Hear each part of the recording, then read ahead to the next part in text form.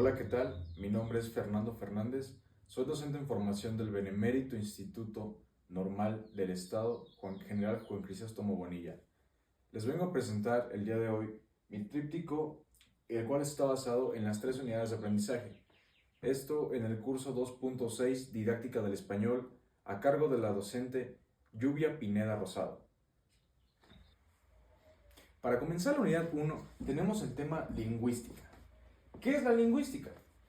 La lingüística básicamente estudia las causas o las condiciones que nos permiten la comprensión y la comunicación en una lengua natural, cuyos términos fundamentales para la lingüística son el lenguaje.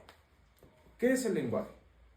El lenguaje es la capacidad para comunicar, expresar ideas o conocimientos a través de nuestra lengua. ¿Qué es la lengua?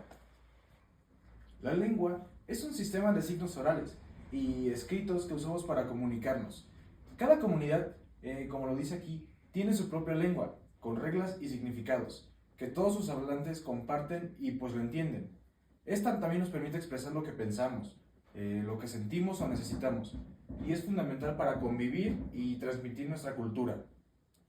Además, la lengua no es algo estático, cambia con el tiempo, se adapta y evoluciona según la sociedad que la está usando. Ahora la más importante, el habla. El habla es la facultad del ser humano para expresarse a través del sonido, a través de la articulación de palabras y pensamientos. Otro tema de suma importancia en la lingüística y en nuestra unidad de aprendizaje son los enfoques de la enseñanza del español, que te mostraré a continuación.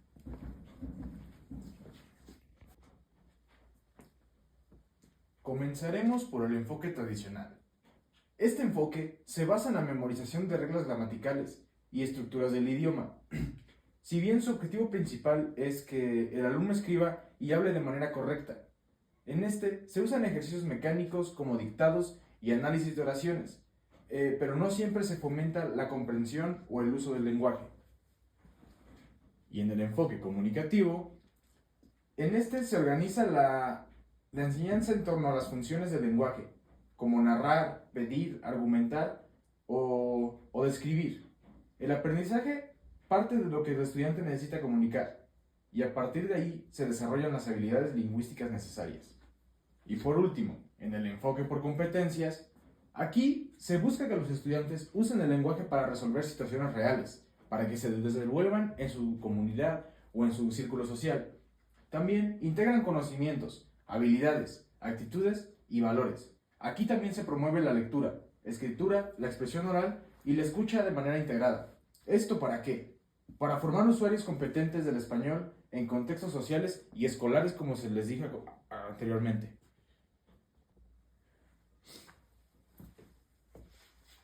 En otro tema, las teorías del pensamiento y lenguaje. Estas propuestas por 3 grandes autores.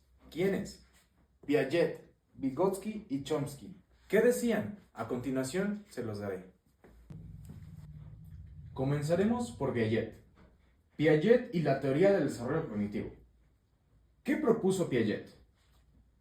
Él decía que el pensamiento se desarrolla por etapas, conforme el niño crece. Cada etapa tiene formas de razonar diferentes. Estas, desde lo concreto hasta lo totalmente abstracto. El pensamiento es el resultado de la interacción activa entre el individuo y todo su entorno. A continuación, les presentaré la teoría de Vygotsky. ¿Qué es lo que él proponía? Él afirmó que el pensamiento se desarrolla a través del lenguaje y las relaciones sociales. ¿Qué quiere decir con esto? Que nuestro lenguaje se fomentaba al interactuar con personas en nuestro círculo social, en nuestra escuela, en nuestras comunidades, y con esto podemos agrandar nuestro lenguaje. Y que la cultura y la mediación de los adultos o compañeros más capaces son esenciales para poder desarrollar este pensamiento. Por último, les presentaré la teoría de Chomsky. ¿Qué nos decía? Él nos afirmaba que todos nacemos con una capacidad natural para aprender a hablar, todo lo contrario a Vygotsky. También decía que no necesitamos que alguien nos enseñe palabra por palabra o tener un ejemplo de alguien que nos ayudara a aprender nuestro idioma o nuestra lengua, porque en nuestra mente ya traíamos una especie de herramienta que nos ayudaba a entender y a construir nuestro lenguaje desde que nosotros éramos pequeños. Como si tuviéramos en nuestra mente un chip que esté preparado para aprender cualquier idioma con solo escucharlo y usarlo en nuestra vida diaria. Ahora, al finalizar nuestra unidad 1, comenzaremos con nuestra unidad 2. Esta unidad me llenó de muchísimos conocimientos y nos ayudó bastante, ya que la maestra nos enseñó muchas herramientas para poder comprender el contexto indígena. A continuación, les explicaré qué importancia tiene el diagnóstico para la diversidad lingüística. ¿Qué importancia tiene el diagnóstico? Este nos permite identificar necesidades de cada estudiante para poder desarrollar estrategias que nos ayuden a promover y crear un ambiente sano e inclusivo en nuestra aula. Ahora, como todos sabemos, México tiene una gran diversidad en muchos aspectos y también en sus lenguas, ya que México cuenta con 68 lenguas indígenas, además del español, las cuales constituyen un patrimonio que debe ser reconocido, promovido y respetado sobre todo, ya que son las raíces de nosotros y no debemos por qué avergonzarnos de ellas. Por otra parte, las principales dificultades del lenguaje y del habla. En este ámbito educativo nos pueden representar desafíos u oportunidades de enseñanza. Por ejemplo, la pronunciación, la comprensión, la expresión y la fluidez. ¿Por qué digo que pueden ser oportunidades para nosotros?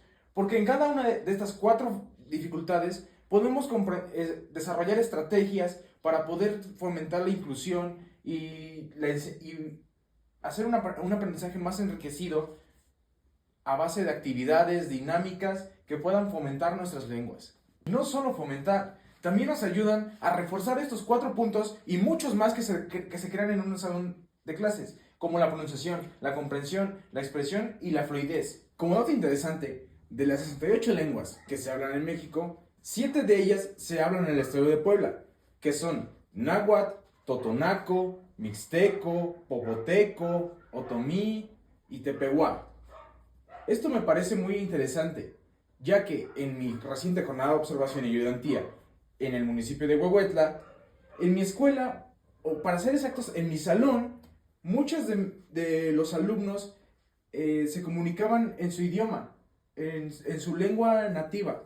Y esto me parecía que era muy atractivo, muy bonito, por así decirlo, ya que no se avergonzaban de ese tipo de lenguas. Diversidad lingüística y cultural en telesecundaria. Como ya lo sabemos, las telesecundarias se crearon más que nada para poder abastecer todo ese alumnado que se encontraba en comunidades totalmente alejadas o, en este caso, indígenas. Por eso, aquí coexisten muchas culturas y lenguas indígenas, junto con el español, que para su enseñanza y aprendizaje, como nosotros como docentes tenemos que crear estrategias o métodos para que las actividades faciliten la adquisición de conocimientos lingüísticos y habilidades comunicativas entre los alumnos. Elementos para la enseñanza y aprendizaje del español. Como docentes tenemos que tener múltiples elementos para poder llevar a cabo nuestra clase.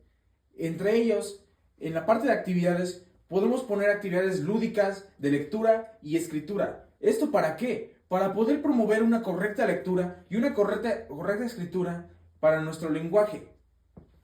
Esto también lo podemos hacer de manera lúdica o divertida, atractiva para nuestros alumnos, para no caer en la misma costumbre. Y claro, para toda actividad tenemos que tener un material. ¿Y cuáles son estos? Los libros de texto, los videos, mapas y fotografías nos pueden ayudar bastante a poder desarrollar nuestras actividades con más facilidad y de mejor manera. Y finalmente, para cada actividad tenemos que tener un método de evaluación. ¿Cuáles serían estos? Como los exámenes parciales o finales, cuestionarios o rúbricas. ¿Esto para qué? Toda actividad tiene un propósito que debe ser cumplido. Y en el parte de evaluación podemos darnos cuenta qué tanto han aprendido nuestros estudiantes o cuáles son los temas que podemos reforzar después. Ahora, Para comenzar nuestra unidad número 3, tenemos las problemáticas detectadas a partir de nuestro diagnóstico en nuestras jornadas de observación. Durante nuestras jornadas, llevamos a cabo diagnósticos que nos revelaron problemas. ¿Como cuáles? Problemas de comunicación.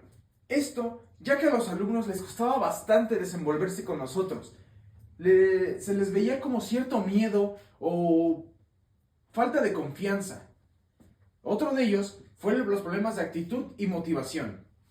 Muchos jóvenes se notaban totalmente distraídos o pareciera no importarles la clase del docente.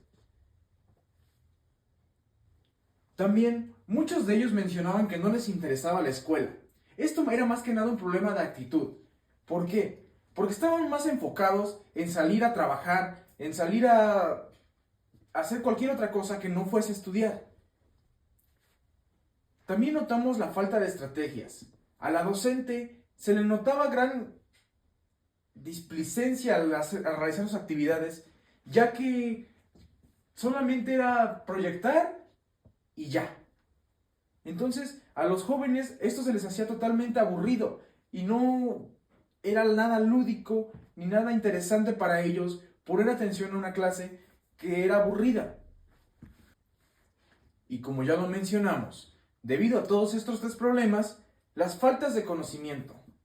Los jóvenes se notaban totalmente con un rezago educativo muy grande, ya que ellos, pues al no prestar atención, al tener los problemas de actitud y motivación, pues estaban totalmente rezagados educativamente hablando. Al regresar, tomamos el plan de acción.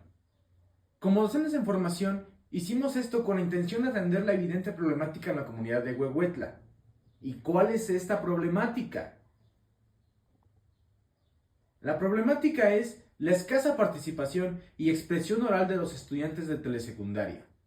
¿Y cómo vamos a justificar esto? Nuestra justificación se basa en otro muy grande autor, Daniel Cassani. La problemática detectada se puede asociar al enfoque comunicativo y funcional según Daniel Cassani.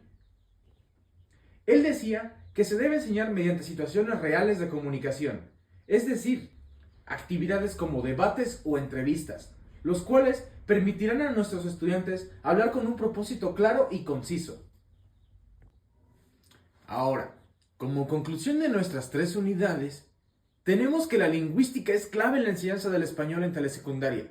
¿Por qué? Porque nos permite atender a la diversidad lingüística y cultural de nuestro alumnado.